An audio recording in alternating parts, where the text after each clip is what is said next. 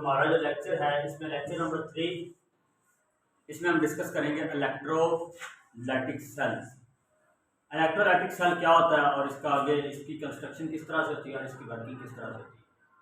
अब इलेक्ट्रोलाइटिक सबसे पहले हमें पता होना चाहिए इलेक्ट्रोलाइट क्या होता है।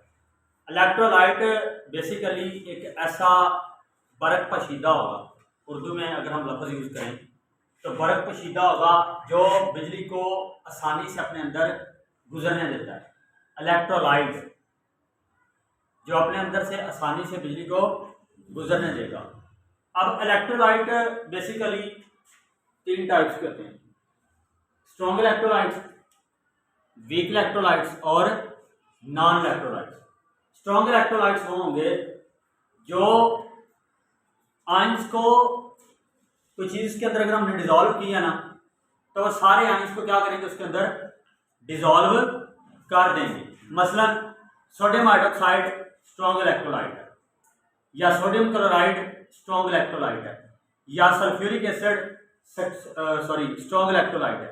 अब इसके बाद है वीक इलेक्ट्रोलाइट्स। वीक इलेक्ट्रोलाइट से सारे आयंस नहीं हल होने देते, सारे आयंस डिजोल्व उसके अंदर नहीं होते किसी भी चीज़ के, और ना ही उनमें प्रॉपर तरीके से बिजली गुजर सकती है, इलेक्ट्रिसिटी पास करती है।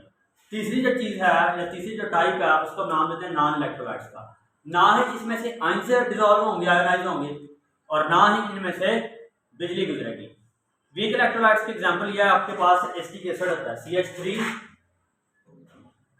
COOH, ये वीक इलेक्ट्रोलाइट की मिसाल है।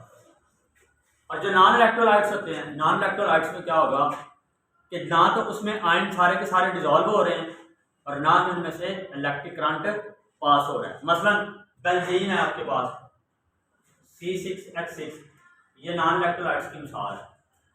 आज का हमारा जो टॉपिक है वह इलेक्ट्रोलाइटिक सेल क्या होता है। इलेक्ट्रोलाइटिक सेल एक ऐसा सेल होगा जिसके अंदर कोई भी नॉन स्पॉन्टेनियस केमिकल रिएक्शन होता है, जिसके अंदर कोई भी नॉन स्पॉन्टेनियस रिएक्शन होगा। नॉन स्पॉन्टेनियस रिएक्शन मैंने बताया था कि जिसके अंदर हमें विदाउट एक्सटर्नल एजेंट, एक था स्पॉन्टेनियस जिसके अंदर एक्सटर्नल एजेंट की जरूरत होती है, और यहाँ पे एक्सटर्नल एजेंट की जरूरत होती है, यहाँ पे होगी नॉन स्पॉन्टेनियस के अंदर। अब ऐसा सेल जिसके अंदर ये नॉन स्पॉन्टेनियस केमिकल रिएक्शन होगा उस सेल को नाम देंगे इलेक्ट्रोलाइटिक सेल का। अब इलेक्ट्रोलाइसिस क्या है?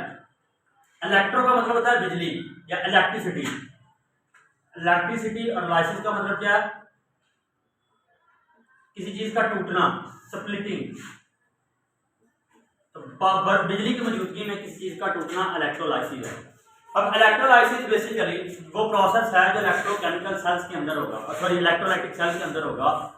वो प्रोसेस जो इलेक्ट्रोलाइटिक सेल के अंदर होगा उसको नाम देंगे इलेक्ट्रोलाइसिस का। अब इलेक्ट्रोलाइसिस दो तरह के होंगे इसके अंदर इलेक्ट्रोलाइटिक सेल। कौन कौन से? एक डाउन सेल होता है, दूसरा नेल्सन सेल होगा। अब बनाना कैसे हमने इलेक्ट्रोलाइटिक सेल?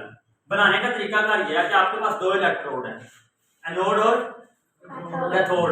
बैटरी के साथ आपने कनेक्ट किया होगा, ठीक है। ये आपके पास इलेक्ट्रोलाइटिक सेल है पूरा।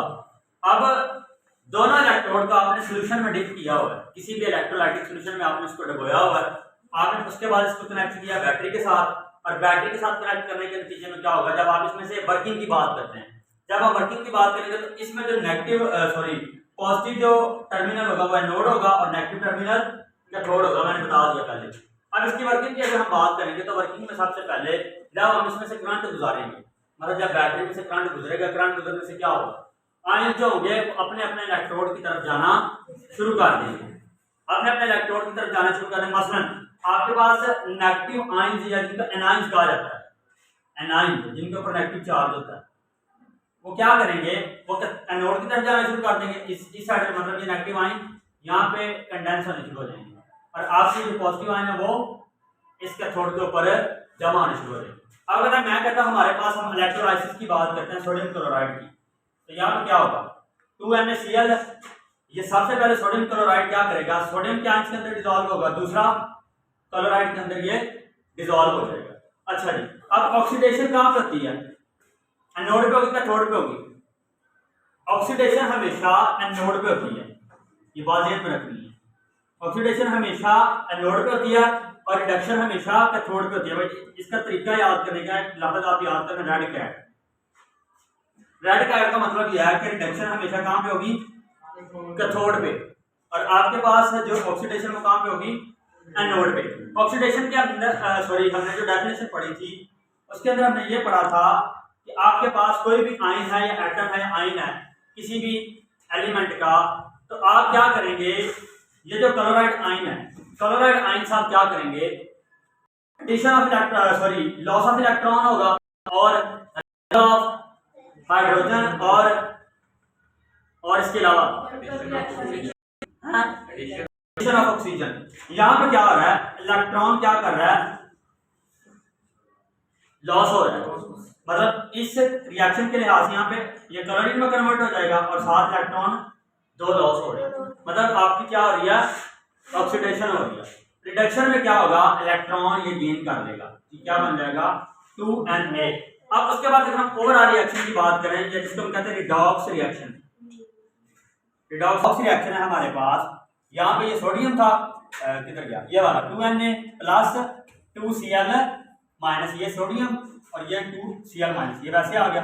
ये सोडियम के ऊपर पॉजिटिव चार्ज आ जाएगा और ये किस फॉर्म में कन्वर्ट हो जाएगी, क्लोरीन में। तो इस तरह से आपकी जो इलेक्ट्रोलाइटिक सेल की जो वर्किंग है वो होती है।